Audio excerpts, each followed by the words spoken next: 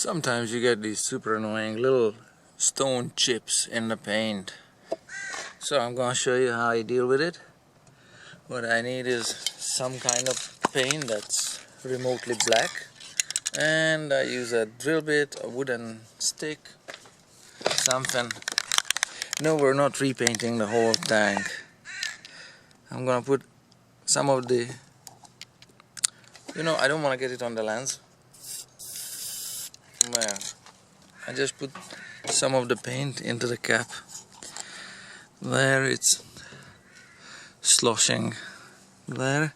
So I just take out one drop like so, and that one drop gets here. There.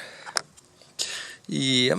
Wait until it dries, and then go another droplet on it, because it's gonna dry slightly hollow once it adheres to the surface.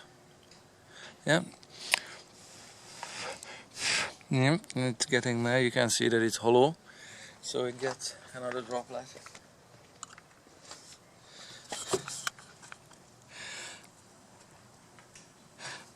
There. Now it's thicker than the surface, but once it's dry, it's gonna be pretty flush with it. Alright? So that's all there is to it.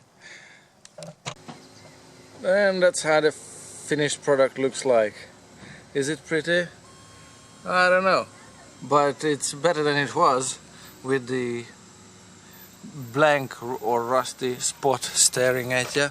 I got a couple more stone chips here next to the letters here. Ninja there. It's not beautiful, but it's just better. It's an alternative to repainting the entire tank.